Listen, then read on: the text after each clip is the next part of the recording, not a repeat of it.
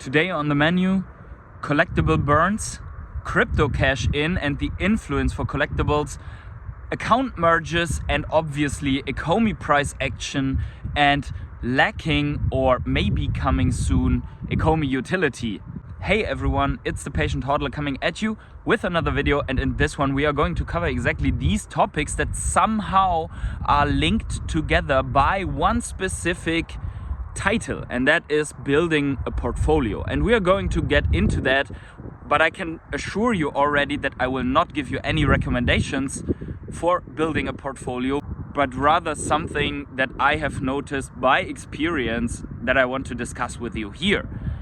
But before we start, please keep in mind that I'm a crypto and NFT investor and not your financial advisor, so please do your own research before you ape full degen into the Ecomi token, into the Veve collectibles, and or any other investment opportunity that we are discussing here in this video. Also, if you enjoy this type of content, please smash up the like button until it gets burned. Subscribe to my channel, tick the little bell, select all to always get notified whenever I upload a video, and let me know, most importantly, what you think about all these collectible burn mechanics and building a portfolio in the comments below. Also, I want to quickly thank my rare hodlers, my Patreons, my channel members for always supporting my journey here in the cold nature right now, for always holding the line throughout this crypto winter and bear market. Thank you so much for doing that, and thank you to each and every one of you who is already subscribed to my channel and is helping me to get to my next goal of finding 3,000 people that are interested in Ecomi, Veve and other crypto and NFT projects that we are discussing here on the channel. But with that out of the way, let's jump right into the topic. And the first one here is obviously that we have gotten some announcements yesterday from Veve instead of the monthly community update that we were expecting on the YouTube channel. And it starts all out with one of my favorite topics, and that is the crypto cash in. So apparently they have opened some beta testing for crypto cash in. And why am I so excited for that? Because I'm heavily invested in the Veve collectibles, and obviously crypto cash in will open the floodgates, especially in a bull market, for a massive amount of money coming into the Veve app and scooping up first cheap and then not so cheap anymore NFTs. And obviously, while this money comes in and hits a ton of NFTs that we have right now, the natural scarcity of those NFTs will be one of the price drivers, together with the high quality and IP and brands that stand behind those specific collectibles. So each Marvel comic, each secret rare that you have there with a limited supply is obviously driven in price also by being a Marvel comic, by being officially licensed, by being so scarce on the Veve app, and by having a lot of attention through the other brands that are on the app. This is only one example. You can do that example for all the Veve collectibles.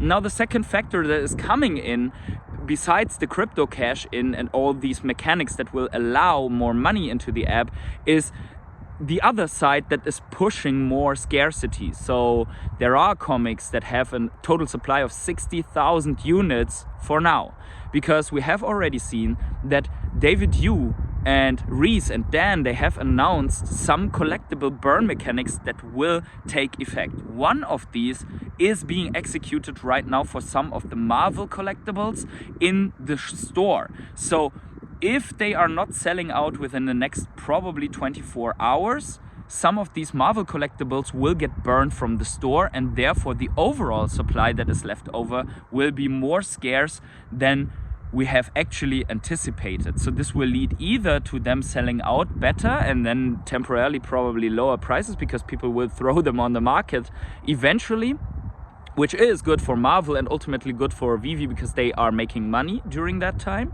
But on the other hand, it could also be that no one is interested in them and then they are more scarce, and then we'll see how the price develops. Some people have raised the question why Marvel can do that. Why can Marvel decide to kill something off of the store? And I think the simple answer to this is that Marvel is the owner of the IP, and Marvel has probably put it in the contract with Veve that they can at any time decide to burn collectibles from the store. Now, what we've also seen is that we are getting metadata right now a new section for burnt supply of the overall supply of a collectible, and that affects some collectibles already, like the Captain America that has dropped more than 1 year ago, and also there Marvel has already decided to do that, so this is nothing new, not a new topic at all. If you were around already in the last year, you have seen that yourself. So what we are getting now is transparency on how much is there actually on the market of this collectible, and how much has been burned forever.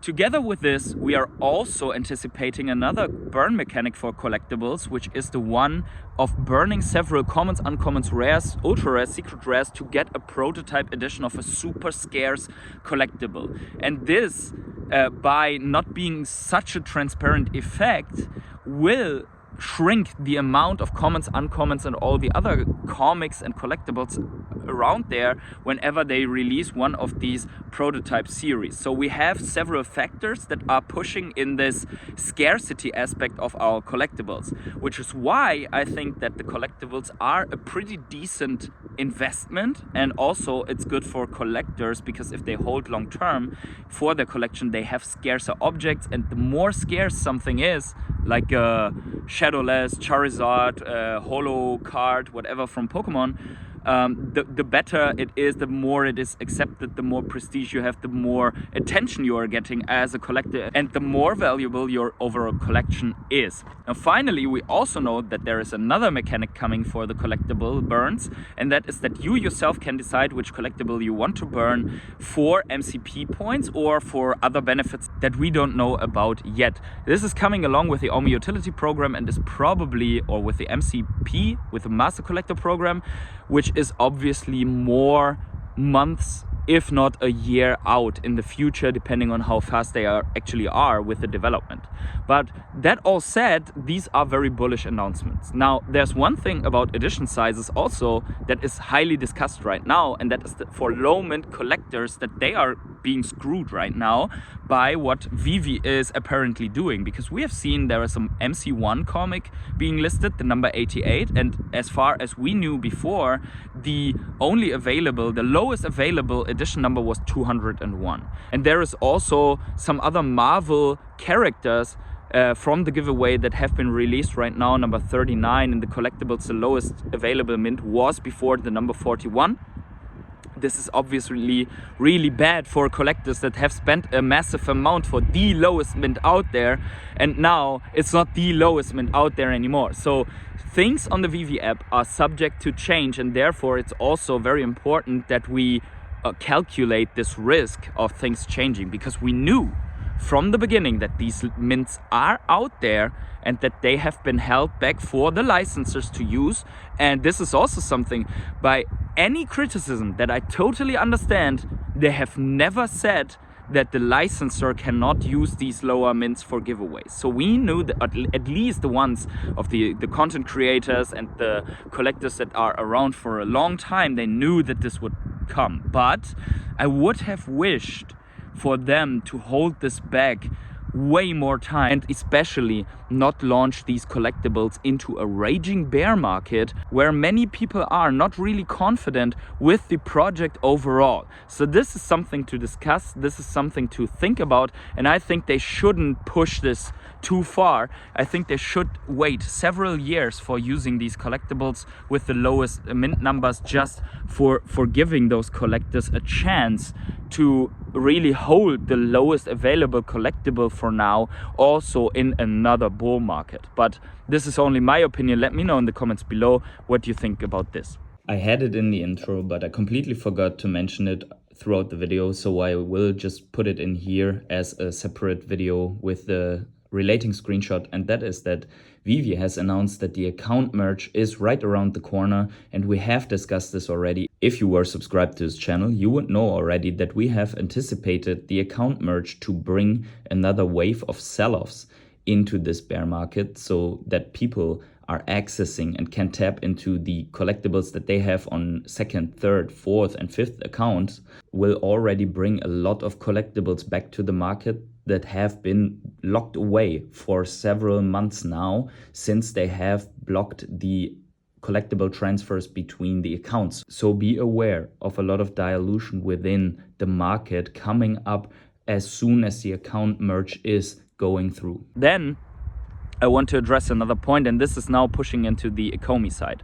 There are many people that are right now feeling that things might turn because this one whale bought 1.7 billion Ecomi tokens and pushed the price back up to 0.0000000 still 9 or something like that right now, which is still way below many other people said the price would go, because whales don't allow it. As you can see, whales definitely allow it when there is a chance to arbitrage into other cryptos and come back to a very low liquidity Ecomi token. So be very careful before you jump into any trades or accumulations, and really align this to your own fundamentals and strategies.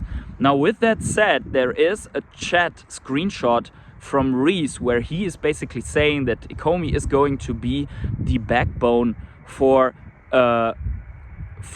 normal retail user, for normie transactions within the Veveverse, so that you can purchase something basically in fiat with credit cards, but the enabling transaction is being made in Ecomi tokens in the background, and therefore also will cause the side effects like CS burn, circulating supply burn, in consequence, which makes me very bullish on the Ecomi token, because obviously if this is really the case and the Veveverse is a success and there are hundreds of thousands, if not millions, of people jumping into the Veveverse because they're coming in through the Veve app because of all the brands and stuff and the Pokemon license that we definitely don't have, then I think this is something really big, together with all the other factors that we are going to make a new video on when I can really find the time to sit down and make another burn mechanic video, which I've already promised to you guys. So I will have to find this time, but the time is not now because life right now is crazy and I just couldn't find the time. Anyways, let's discuss the point of building a portfolio, because I see there are many people right now fearful because they are underwater. Some have even taken out loans to purchase Veve collectibles, to purchase Omi token or crypto or whatever other investment before the massive crash and the Fed rate hikes and something like that. So some people are rightfully so afraid and underwater and they don't know what to do. But I want to go, and this is all not financial advice, into one perspective here, and that is when you're building a portfolio, the most important thing in my opinion is not that you're watching Ray Dalio or Warren Buffett or other people like Michael Saylor and perform a portfolio allocation based on what they are recommending, because it depends on your personal situation. If you only have $50 to DCA each month into investments, and potentially buying government bonds is not the smartest choice, because with 1% per year you're not outperforming inflation, and in fact you're not outperforming anything. So maybe your goal is different than a hedge fund manager of the largest hedge fund in the world that is fine with allocating 150 billion US dollars and getting 1.5% on top of that. So your financial situation needs to decide about which strategy you can find, and your goals, because some goals are like, I want to pay off my debt. Others have the goal, I want to be rich and buy a Lamborghini. Others want to just have a passive income in a couple of years and live work-free. Some people want to be billionaires and found their own empires, their own companies. Some people just want to buy 300 partner statues, right? So there are different goals, and your portfolio needs to align with these goals, because if your goal is to be financially independent, which I am not right now and which many other people are not, you need to see, what do I have to do to get to this goal, to go to financial independence, and which risks am I willing to take to get there. And then in the end, you need to be comfortable, so comfortable with your investments in your portfolio, that in a situation like right now, when people really get decimated in the markets, on Veve, on Ecomi, on crypto in general, on altcoins, on shitcoins, whatever, you need to be so comfortable that you can say, based on the fundamentals, and what I've experienced so far and the knowledge that I've accumulated about, for example, Veve and Ecomi, I am okay if what I've DCA'd so far loses another 90% of value, because I'm sure that no matter how hard the recession hits and how hard the crisis beats us down, we will still come out in the end in a massive profit, but we don't know where the bottom is. So that's why I'm DCAing into it. So that's, for example, something that I think about a lot. Am I still comfortable with holding my Veve collectibles, and am I still comfortable with buying more the lower they go?